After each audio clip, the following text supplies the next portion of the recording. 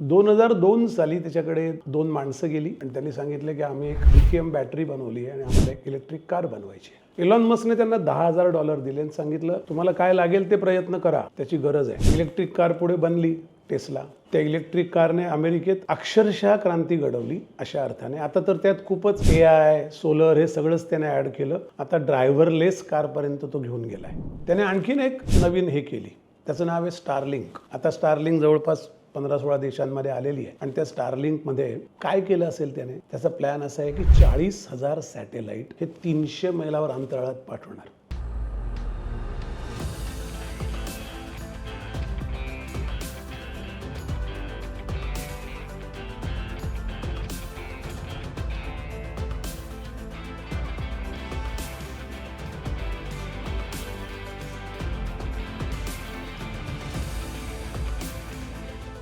नमस्कार। पॅनोरामा 25 या एका सर्जनशील उपक्रमात आज आपण बोलणार आहोत एलॉन मस्क या जगातल्या सर्वात श्रीमंत माणसाबद्दल।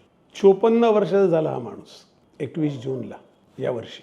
या शतकातल्या पहिल्या 25 वर्षात त्याने जे केलं त्याच्यावरून या शतकाची तो नवीन घडी बसवतोय एखाद्या विश्वामित्रासारखा अशी परिस्थिती आहे। 2002 साली त्याच्याकडे 2 माणसं गेली आणि त्यांनी सांगितलं की आम्ही एक लिथियम बॅटरी बनवली आहे आणि आम्हाला एक इलेक्ट्रिक कार बनवायची आहे। इलॉन मस्कने त्यांना $10,000 दिले आणि सांगितलं तुम्हाला काय लागेल ते प्रयत्न करा, त्याची गरज आहे। त्याच्या आधी ते खूप दारं हिंडून आले होते, त्यांना कोणी उभं करत नव्हतं। त्यांनी नुसते पैसे दिले असं नाही, तो रोज त्यांच्याबरोबर तिथे वेळ घालवू लागला।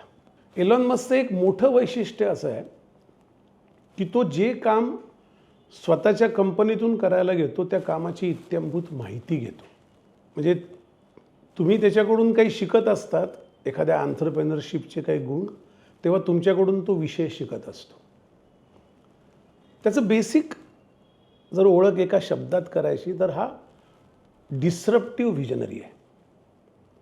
म्हणजे त्याकडे व्हिजन आहे आणि ती डिस्रप्ट करणारी आहे। आता खरं तर हे 2 शब्द एकमेकांशी मॅच होत नाहीत, पण ते मॅच व्हावं असं त्याचं कर्तृत्व आहे, ज्याने ते सिद्ध केलं आहे। इलेक्ट्रिक कार पुढे बनली टेस्ला।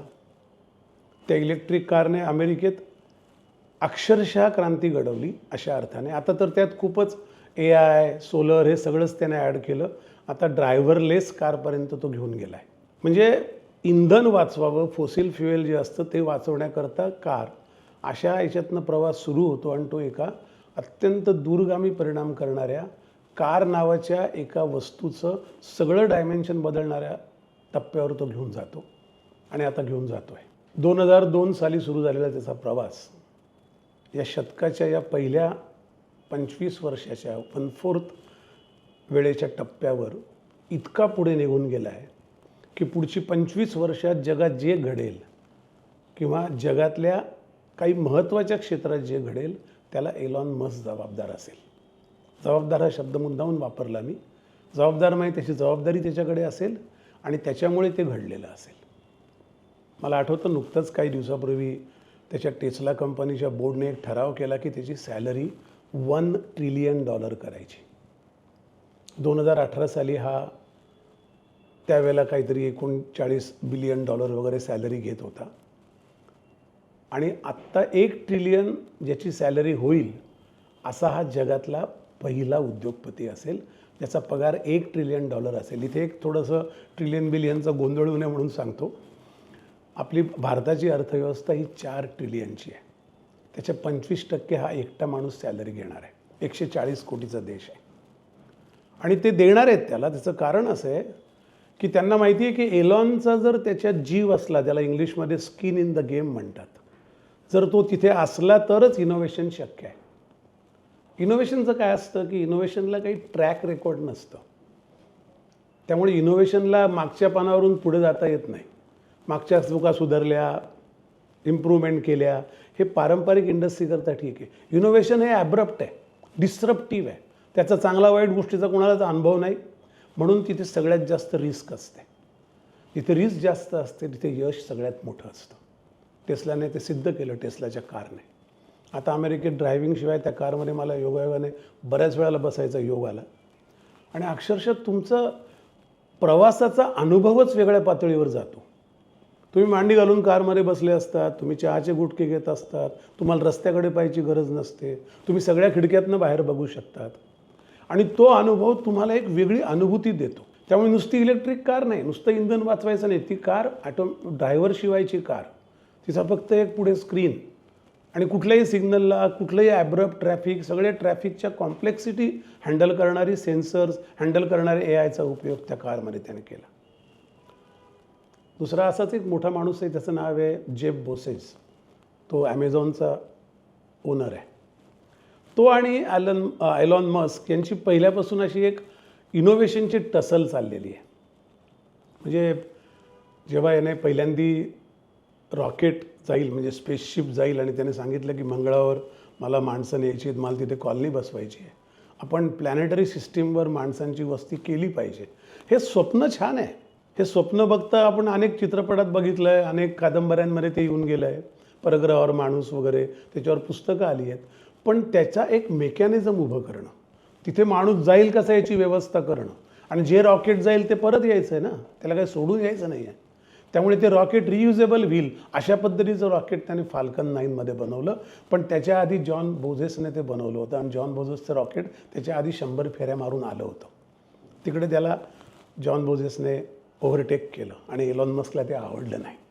एलॉन मस्क त्याच्यावर चिडला आणि तो म्हणला, याने खरं तर टूथपिक वगैरे पाठवायला पाहिजे अंतराळामध्ये. म्हणला माणसं नेऊ शकत नाही, ते फक्त मी नेऊ शकतो. आणि गंमत अशी आहे, जेव्हा त्याने रॉकेट बनवलं आणि ते रॉकेट गेलं आणि आलं, तेव्हा त्याला पहिलं ट्विट केलं तो करणारा ॲमेझॉनचा जेफ होता. तो म्हणला, वेलकम टू माय क्लब.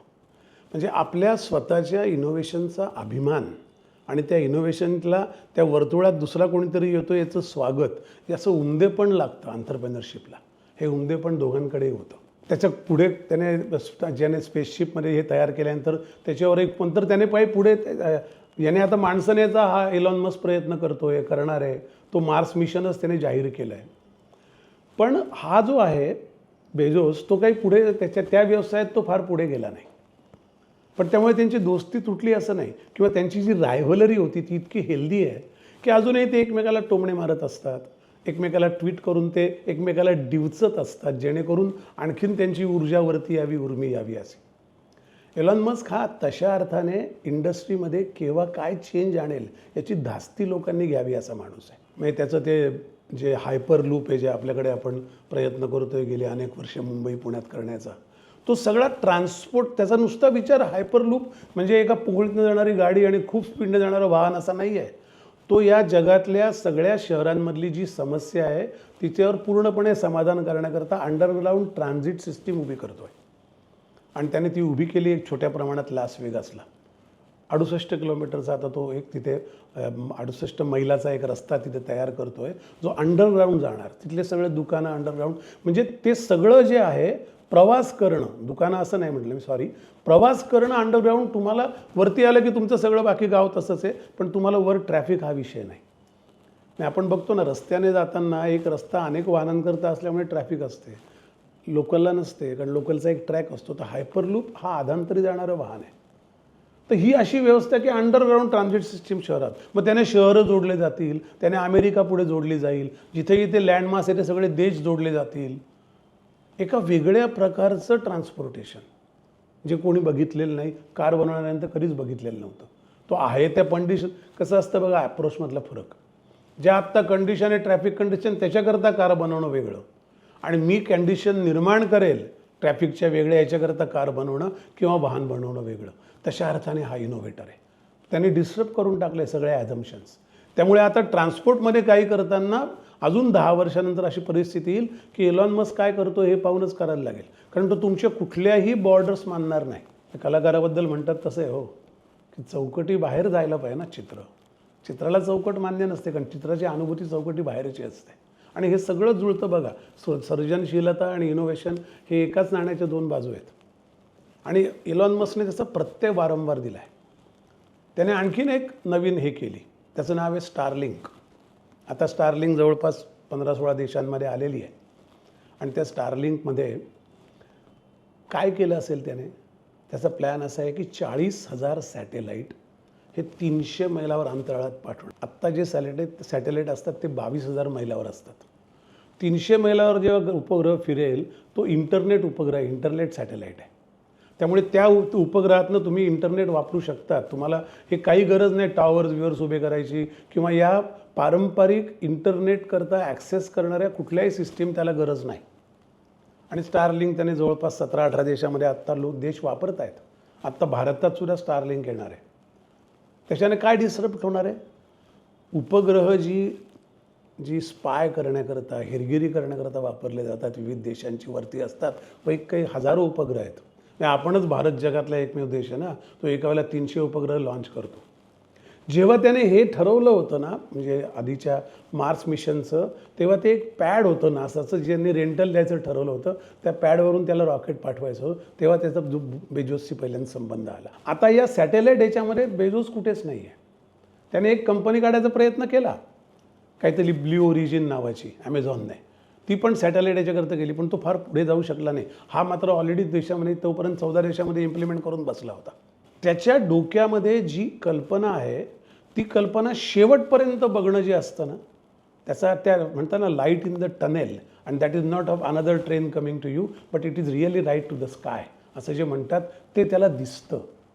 त्याच्या अर्थानं तो व्हिजनरी. माझ्या उपलब्ध क्षमतेमध्ये व्हिजन असणं वेगळं आणि माझ्या उपलब्ध क्षमतांचा विचार न करता व्हिजन असणं वेगळं. हा एलॉन मस्कचा सगळ्यात मोठा युनिक सेलिंग पॉईंट आहे. त्यामुळे एलॉन मस्क अजून 25 वर्ष आपल्या जगावर अत्यंत दूरगामी परिणाम करत राहणार आहे.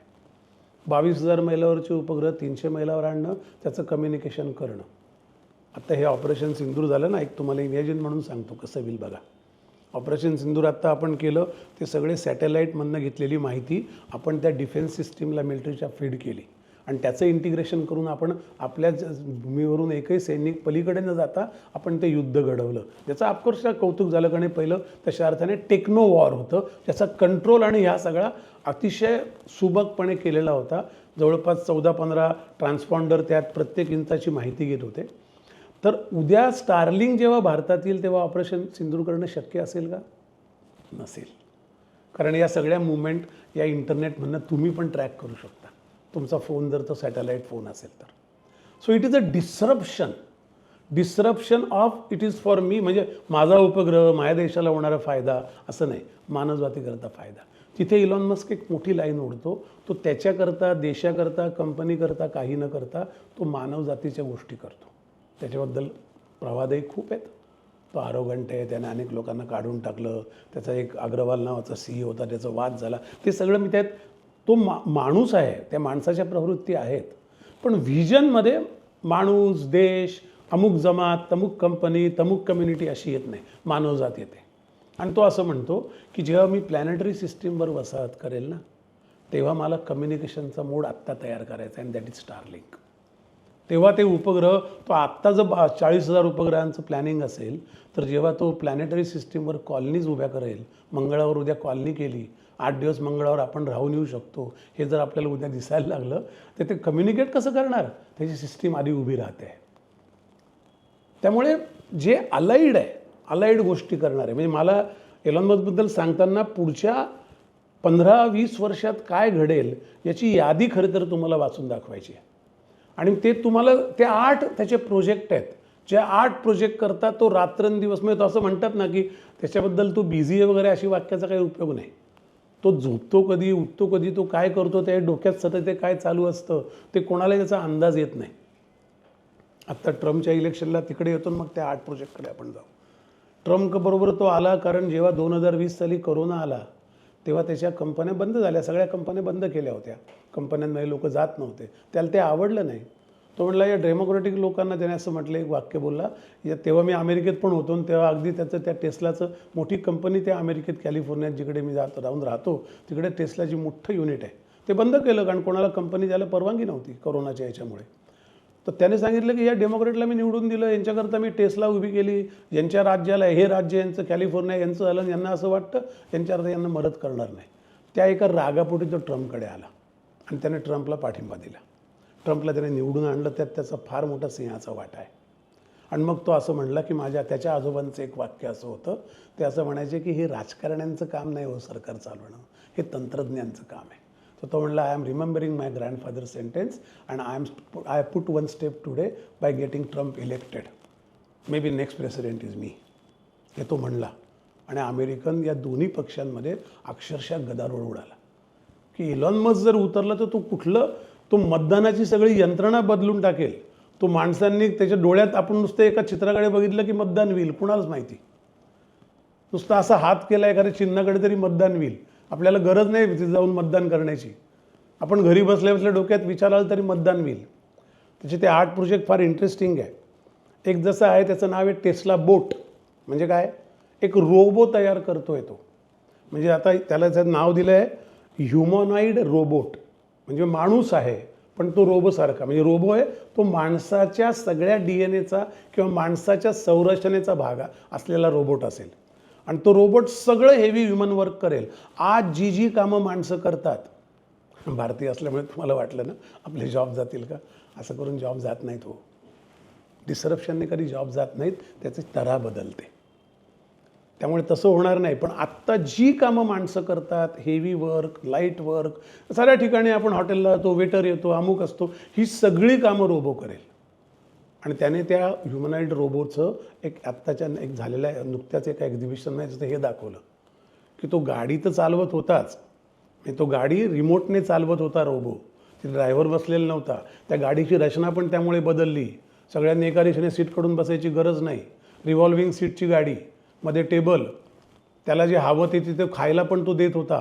तो रोबो जी कामं हॉटेलमध्ये वेटर करतात, दुकानात माणसं करतात. आता आपल्या 140 कोटी देशामध्ये जवळपास जे काय 50-60 कोटी लोक काम करतात ती किती विविध प्रकारची कामं करतात. ही सगळी कामं रोबो करेल असं एक ते ह्युमनॉइड रोबोट नावाचा एक त्याचा प्रोजेक्ट आहे. जेव्हा तो प्रोजेक्ट होईल 10 वर्षामध्ये त्याच्या म्हणण्याप्रमाणे, तेव्हा तो असं म्हणतो की रिअल टाईम डेटा किंवा रिअल टाईम जे मटेरियल म्हणजे रिअल टाईम तो काम करेल रोबो. तो असं नाही की त्याला काम फीड करायचं आणि मग तो त्याचं प्रोग्रॅमॅटिक करेल. आता इथे तो काय खेळतोय बघा. आपली बुद्धी असते ना माणसाची, एक आपली उपजत बुद्धी असते. आणि AI काय आहे, AIला कृत्रिम बुद्धिमत्ता म्हणतात. मी कृत्रिम म्हणत नाही, त्याला न मानवी म्हणतो मी. मानवी नसलेली बुद्धिमत्ता आहे. तर ती प्रोग्रॅमॅटिक आहे असं आपण समजू. आपली एक उपजत असते ती नेटिव्ह इंटेलिजन्स असतो, एक प्रोग्रॅमॅटिक इंटेलिजन्स. हा जो रोबो येईल ह्युमनॉइड रोबो, हा त्या दोघांचं मिश्रण करेल. म्हणजे एखादा माणूस विचार करतो, आता आपण जवळपास 600 प्रकारच्या भावना आपण जवळपास 900-950 प्रकारच्या आविर्भावाने व्यक्त करत असतो. तर या सगळ्याचं जे प्रोसेसिंग मेंदूत चालतं ते रोबोमध्ये चालेल. मला अमुक एक टेस्ट आवडली, उद्या असं घडू शकतं की एखादी जाहिरात लागली वड्याची, चांगल्या वड्याची, तर त्या वड्याचा वाससुद्धा आपल्याला येईल. तुम्ही हे डायमेन्शनचा विचार करा की जे माणूस उपजत बुद्धीने करतो ते सगळं तो रोबो करेल. असा हा प्रोजेक्ट आहे, तो 1 नंबरचा प्रोजेक्ट. दुसरं सेल्फ ड्रायव्हिंग कारसारखंच सेल्फ ड्रायव्हिंग पब्लिक ट्रान्सपोर्ट तो आणणार आहे. इथे माणसं येतील, तुम्हाला तिकीट काढायचं म्हणजे काय, आता हे सगळ्या कन्सेप्ट कोलॅप्स होतात. तिकीट काढायचं नाही, तुमचं फक्त चेहरा स्कॅन होईल. आत्ताही आपलं होतंच की हो, आत्ता आपण करतोच की एअरपोर्टला जे आपलं DG यात्रा आहे तिथे आपला चेहरा स्कॅन होतो ना, तो स्टोअर असतो. आधार कार्ड दाखवायला लागत नाही, ID लागत नाही. तो चेहरा स्कॅन होईल, तिकीट होईल, तुमच्या बँकेतून पैसे निघून जातील. तुम्ही तिकीट काढलं असेल, तुम्ही ते यंत्रासमोर जाऊन उभा राहिलं पब्लिक ट्रान्सपोर्टच्या बसमध्ये, त्याकडे पाहिलं, तिकीट निघालं, तुम्हाला कळलं, तुमच्या डोक्यातनं ते लक्षात आलं की झालं, तुम्ही गाडीत बसलात. ते गाडीत ड्रायव्हर नाही, काही नाही, कोणाशी इंटरॅक्शनची गरज नाही. तुम्ही तुमच्या घरात फिरल्यासारखे गाडीत फिरताय. आता याच्याने तुम्ही स्वतंत्र व्हाल जास्त. तुम्ही त्या सगळ्या पब्लिक ट्रान्सपोर्टचा जो ताण आपल्यावर 1.5 तासाच्या प्रवासात येतो, मुंबई उद्याची मुंबई इमॅजिन करून बघा, तो सगळा निघून जाईल. आपण फ्री बर्डसारखे तिथे बसू, झोपू शकतो, काय ती जशी बसची व्यवस्था असेल तशी. पण तो पब्लिक ट्रान्सपोर्ट तो करणार आहे.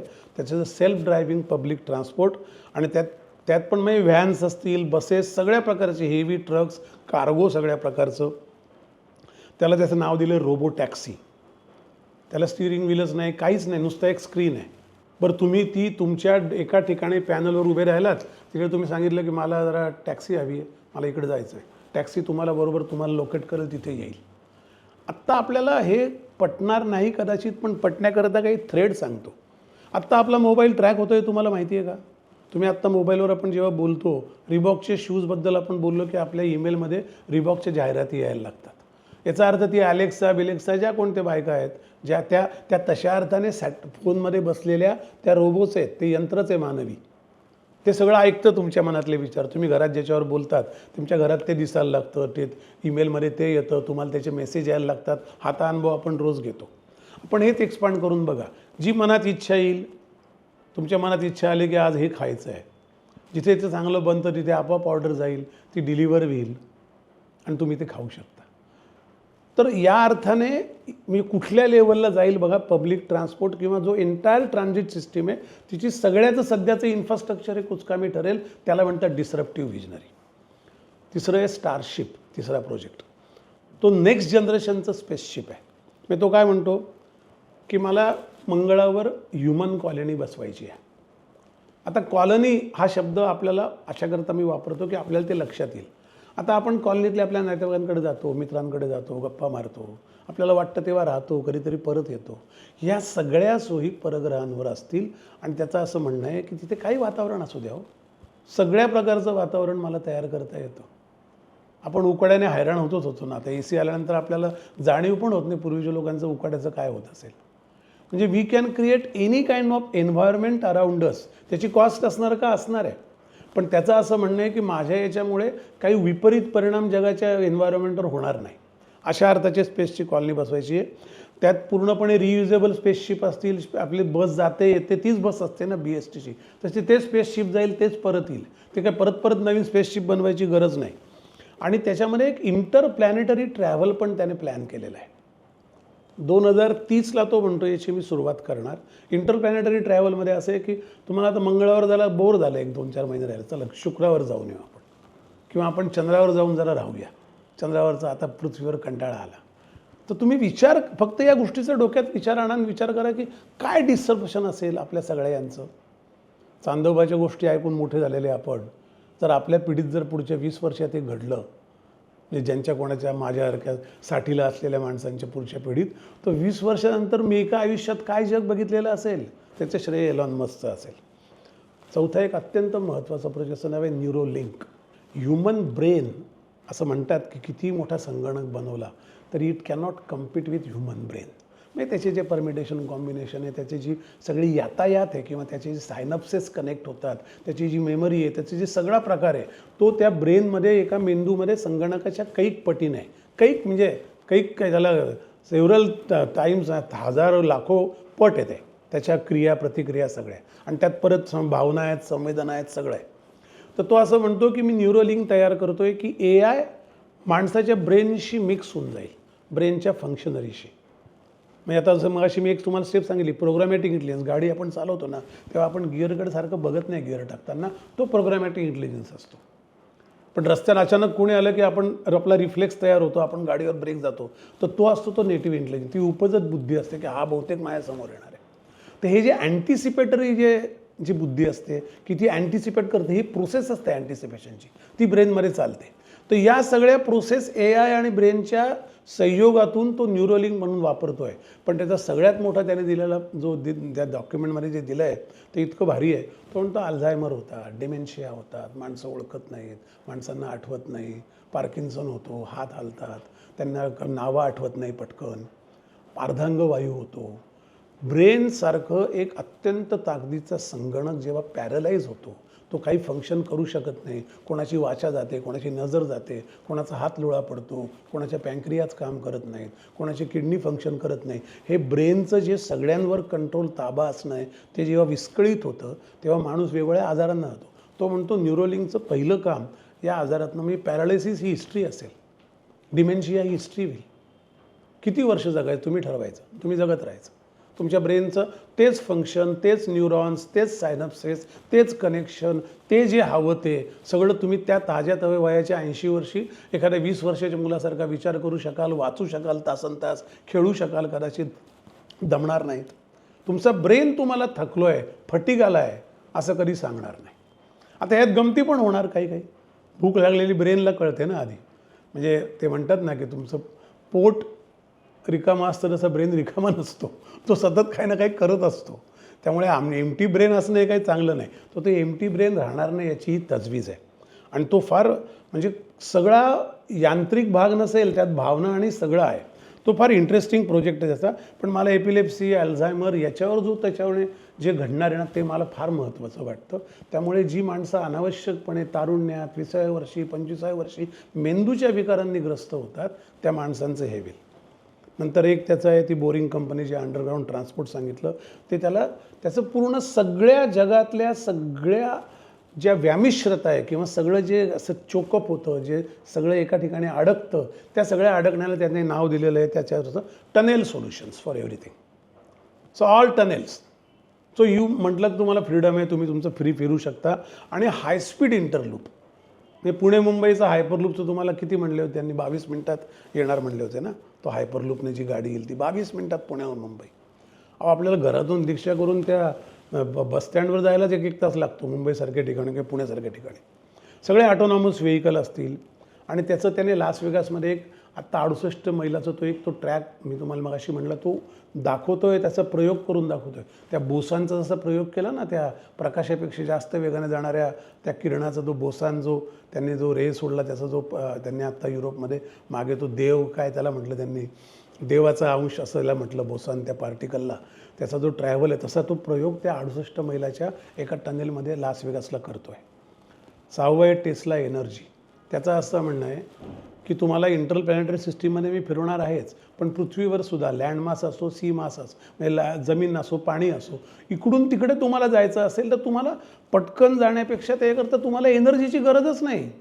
हे कशाला तुम्ही उत्खनन करता, फॉसिल फ्युएल वाया घालवतात, मग संपेल म्हणून भीती येते, त्याच्यावरून युद्ध होतात, मग ती मालकीवरून मारामाऱ्या चालतात. हे सगळं कशाला पाहिजे?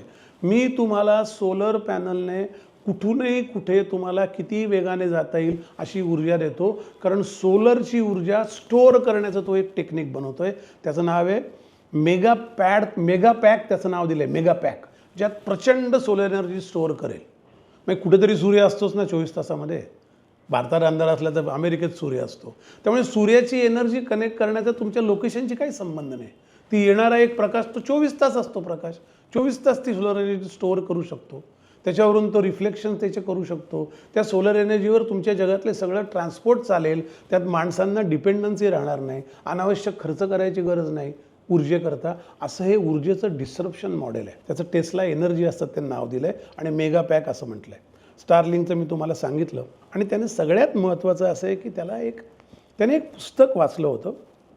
त्या पुस्तकाचं नाव होतं हिच हायकर गाईड. एक डगलस ॲडम नावाचा लेखक होता. हा जेव्हा 10-12 वर्षाचा होता तेव्हा त्याने हिच हायकर गाईड नावाचं टू गॅलेक्सी नावाचं एक पुस्तक वाचलं. आत्ता तो जे निर्माण करतो युनिव्हर्सबद्दल, ते त्या पुस्तकाचं जे त्या पुस्तकात फॅन्टसी होती ना, ती रिॲलिटीमध्ये करण्याकरता तो 8वा प्रोजेक्ट आहे. त्याचं नाव आहे युनिव्हर्सल क्वेश्चन्स थ्रू AI. त्याचं नाव आहे XAI. 2023 साली त्यांनी त्याची घोषणा केली की मला जगातले जे युनिव्हर्समध्ये, आता एकदा मी इंटरप्लॅनेटरी ट्रॅव्हल करायला लागलो तर मला प्रश्न पडेल शनीला कडी आहेत म्हणजे काय आहेत. मग ठीक आहे, ते त्या दगड फिरत आहेत, 2,000 मैलाच्या रुंदीच्या पट्ट्यामध्ये दगड फिरत आहेत. शनीला 27 कडी आहेत, तुम्हाला माहिती असेल. त्या 2 कड्यांमधलं अंतर पण 3-3, 4-4 हजार किलोमीटर आहे. तर हे सगळं एका गुरुत्वाकर्षणाच्याने फिरत आहे. तर तो म्हणतो की मला त्याचे हे जे प्रश्न पडतात हे निर्माण कसं झालं असेल, तेवढ्या अंतरावर कसं टिकलं, 27 कडी म्हणजे किती अंतर झालं, गुरुत्वाकर्षणाचा हा फोर्स शनीचा वेगळा काय आहे, गुरुचा एक चंद्र आहे युरोपा नावाचा, तो पृथ्वीच्या 13 पट आहे, मोठा आहे. तर हे सगळी प्लॅनेटरी सिस्टीम जी आहे किंवा सोलर सिस्टीम आहे किंवा गॅलेक्सीज आहेत. आता विश्वाचं तुम्हाला एक गणित सांगायचं झालंच सांगतो आहे माझ्या ज्ञानाप्रमाणे की आपली सूर्यमाला आहे तशी 1 अब्ज सूर्य आहेत आणि आपली गॅलेक्सी तशा 1 अब्ज गॅलेक्सी आहेत. तुम्ही विचार करा आपण कुठे आहोत. तर त्या सगळ्यांशी जेव्हा मी कनेक्ट करायचं असेल मला, किंवा हे कसे निर्माण झाले, हेलियम वायूचं काय होतं, तारा मरतो म्हणजे काय होतं, रेड स्टार होतो, हे सगळे युनिव्हर्सबद्दलचे क्वेश्चन आहेत. ते मी तुम्हाला AI मध्ये त्याची उत्तरं देईल आणि ती एक मोठी नॉलेज बँक मी तयार करेल. आणि त्याने एक GWOC नावाचं एक हे तयार केलेलं आहे. ते लॉन्च केलं त्याने त्या 2023 साली त्या XAI मध्ये. आणि त्याने ते सांगितलं की जे hitchhiker guide to the galaxy होतं त्या पुस्तकाचं कसं होईल त्याचे त्याने निर्माण केलेलं आहे. असे त्याचे 8 प्रोजेक्ट आहे. या 8 प्रोजेक्टमध्ये मी तुम्हाला सांगतो जगाचे सगळे परिमाण बदलणार आहे. म्हणजे आपण फॅन्टसी, रिॲलिटी, हे जे फॅन्टसी शब्द वापरतो ना, काय फॅन्टसी आणि काय रिॲलिटी याचा काही त्या 2 शब्दांचा काही अर्थच वेगळा होणार नाही, एकच शब्द होऊन जाईल.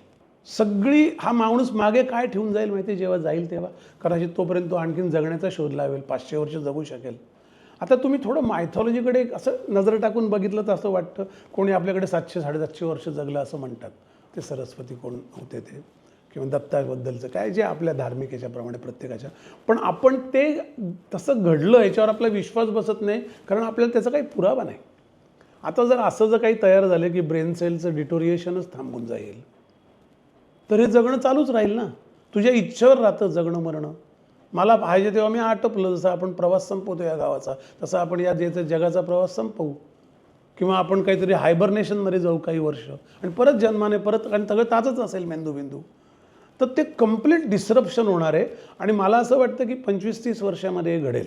म्हणजे मी गमतीने म्हणतो की मी असं म्हणतो आहे की बाबा काही दिवसाने असं होईल का की अजून एक 25 वर्षाने की we can travel with solar power everywhere in the world. Petrol भरलं, डिझेल भरलं, चार्ज केल्या बॅटऱ्या, हा विषयच संपून जाईल आयुष्यात. माझ्या घड्याळाला पण सोलर लागेल, माझ्या घरातल्या कुकिंगला पण सोलर असेल, मला एनर्जी हा विषयच संपेल. सूर्याकडून घेईल, सूर्याला परत देईल, युनिवर्सला देईल. We can use underground transit system completely. आपण स्पेसशिपने दरवर्षी मार्सला लोक जातील दर महिन्यात. आता या महिन्यात काय प्लॅन आहे, शुक्रवार जायचं, व्हीनसला जायचं, या महिन्यात जरा मंगळावर जाऊन येतो. असे आत्ता आपण जे पुणे मुंबईला जातो, अयोध्येला जातो, इकडे जातो, अशा गप्पा सुरू असतील. अल्झायमर वगैरे डिसीजचं होईल असं कोणी नसेलच. सगळे ग्लोबिझन असतील, एकच जग असेल, युनिवर्समध्ये एकच ग्लोबिझन असेल. ग्लोब पण म्हणणार नाही त्याला, युनिव्हर्सल झेन असेल, सिटीझनसारखा युनिव्हर्सल झेन, की एक नवीनच सगळ्या विश्वातली एक कम्युनिटी तयार होईल. वसुदैव कुटुंबकम काय म्हणायचं का काय ते आपण ठरवू. पण म्हणजे सगळं विश्व एक होणं ही कन्सेप्ट नाही आहे. ही कन्सेप्ट न राहता ती रियालिटी व्हावी असा हा प्रयत्न करणारा माणूस आहे. त्याची सगळी लेगसी जग आठवेल तो नसल्यावर. ते लेगसी इन मोशन. त्याने अशा पद्धतीने वेग दिला असेल जगाला की आपण जिथे पोचू किंवा जिथे तिथे एक्झिस्ट करू, तेव्हा आपण असं जर म्हणजे आपल्या काही लोकांनी जुना काळ पाहिला आहे, त्यांना जर तोपर्यंत ते राहिलं हे सगळं अनुभवायला, तर त्यांना असं वाटेल की मी 25 जन्माच्या पूर्वी असं होतं, असं वाटण्याची शक्यता आहे. तर अशा या विजनरी डिस्रप्टरचं आपण आठवण ठेवली पाहिजे. तो जे काय करतो आहे ते अमेरिकेपुरता असेल, पण ते आपल्या सगळ्यांच्या आयुष्याला स्पर्श करणार आहे. आणि त्यामुळे येणारा काळ हा कसा असेल याचं प्रेडिक्शन कुठलंही पंचांग करू शकणार नाही, कुठलाही विद्वान माणूस विचारवंत करू शकणार नाही. ते जे येईल ते प्रत्येक वेळेला ऐकावे ते नवल, जसं आपण म्हणतो, सुद्धा जे अनुभवावं ते नवल असं असेल. त्या इलॉन मस्कबद्दल तुम्हाला सांगण्याचा आज प्रयत्न केला. तुम्हाला आवडला असेल अशी खात्री बाळगतो. यांनी हा जो उपक्रम सुरू केला आहे खूप चांगला आहे, कारण आपल्याला एजवर काय चाललं आहे, 25 वर्ष या शतकाची झाली आहे, पुढचे 75 वर्ष कशा जातील याचा एक वेध घ्यायचा प्रयत्न आहे. आणि तो अत्यंत स्पृहणीय असा आहे. त्याच्याबद्दल मला सहभागी होता आलं. त्यामुळे केतन जोशी, बोजेवार आणि सुजय पत्कीचे आभार. धन्यवाद.